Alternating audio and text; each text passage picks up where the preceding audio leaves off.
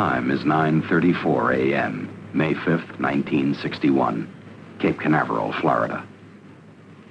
High above, atop this Redstone rocket, Alan Shepard waits.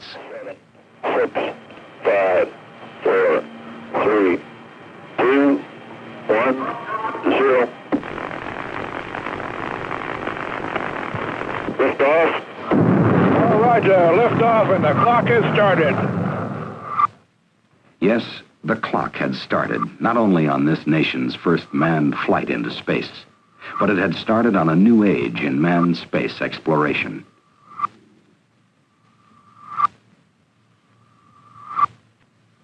Within 3 weeks, President Kennedy had charted our course. The landing of men on the moon before the end of the decade.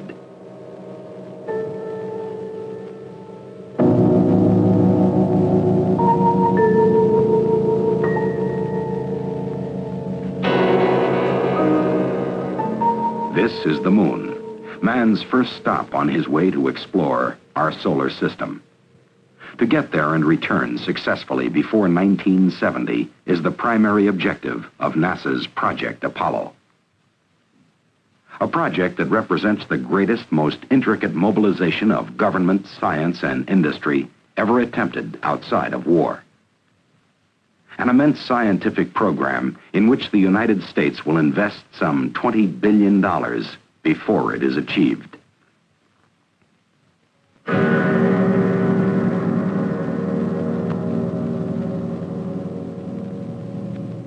But before men ever stand on the moon, many technical hurdles must be overcome.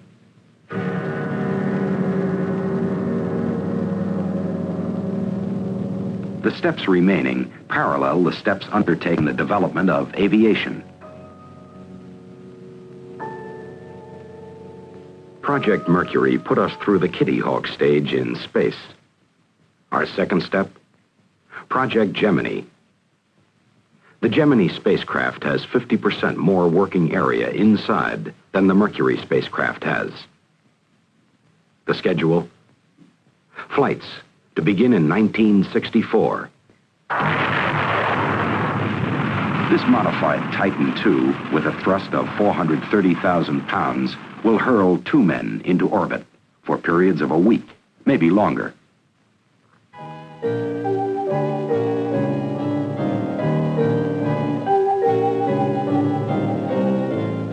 Using propulsion units, they will rendezvous dock.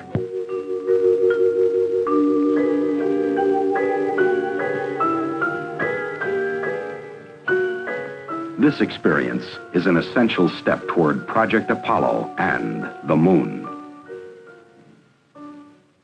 Its most urgent engineering challenge, the development of a launch vehicle capable of hurtling some 45 tons of men and material to a point 250,000 miles away.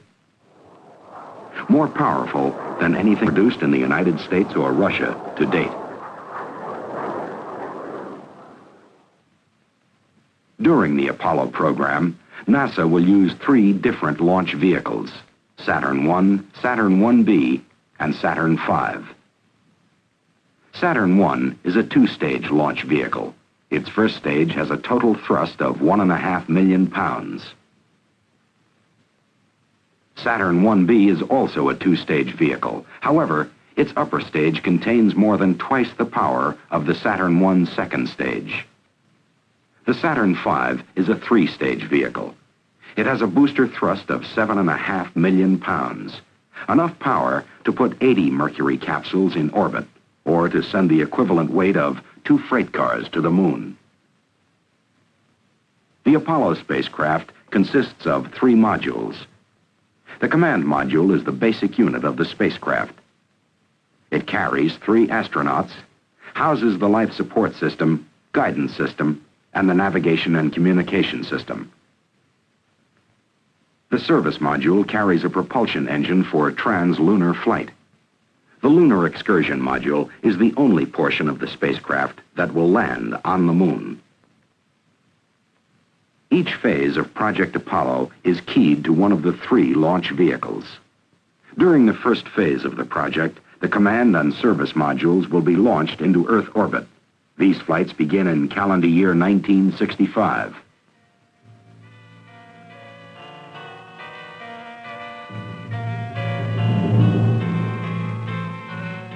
In the second phase of the project, the Lunar Excursion Module will be added to the spacecraft.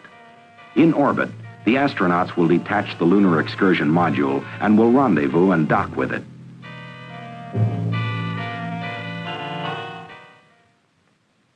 In Phase 3 of the project, NASA will use a new concept for assembling the Saturn V in a vertical position. Assembly will take place in a building over 50 stories high. Here, Apollo and Saturn V will be assembled.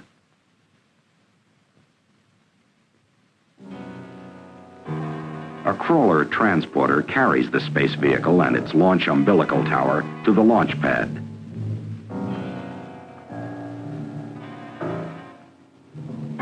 When all of the preparations have been completed, the final objective, the journey to the moon, will be attempted. Here's what will happen.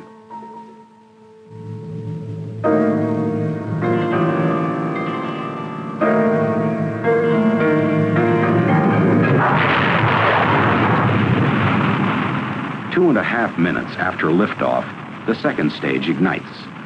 Immediately after this, the launch escape system is jettisoned.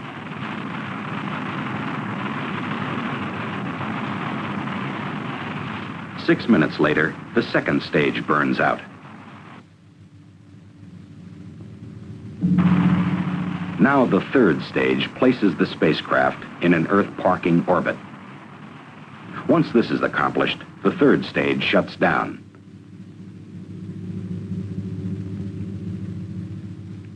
At this position in the Earth orbit, the third stage engine reignites, propelling the spacecraft into a lunar trajectory. Reaching escape velocity, fairings are jettisoned.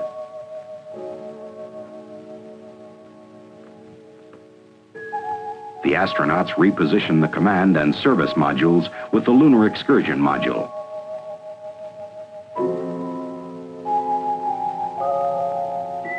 En route, the crew will have many tasks to perform. If mid-course corrections are necessary, they will fire the service engine, putting their spacecraft on the proper trajectory. Their journey to the moon will take 3 days.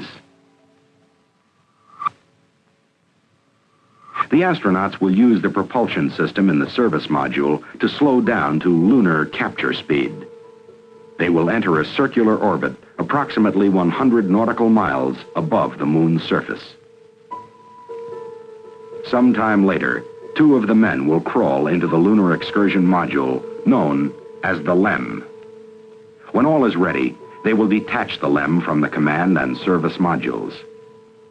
The command and service modules remain in lunar orbit. Now they make their approach, positioning their craft in the proper landing attitude.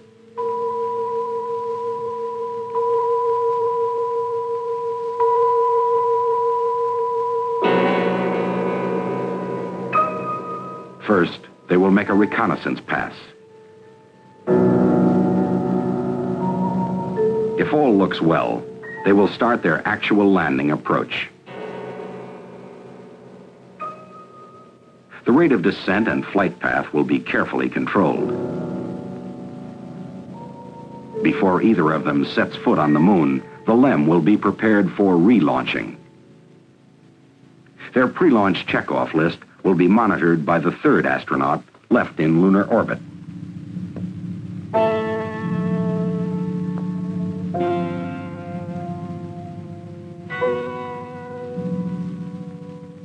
On the moon, the 2 astronauts will photograph and sample the lunar surface.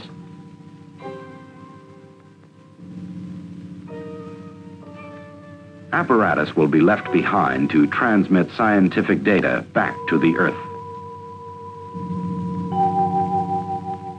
All told, the astronauts will explore the moon for about 1 day.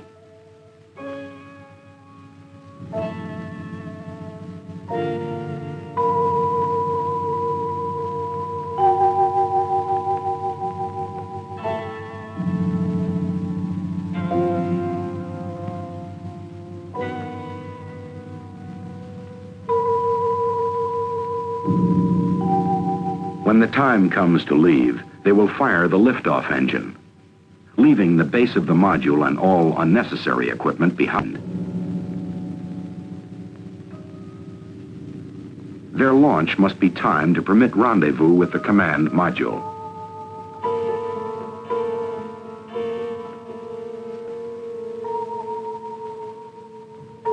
Docking, the two explorers return to the command module.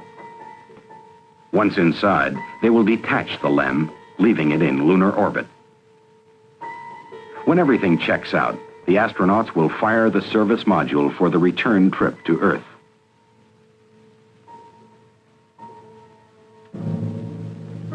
Before entering the Earth's atmosphere, the astronauts jettison the service module and prepare the command module for re-entry into the Earth's atmosphere.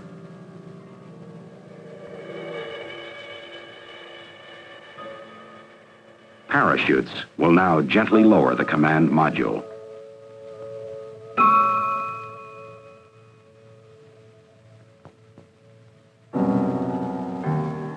Getting men to the moon will take time.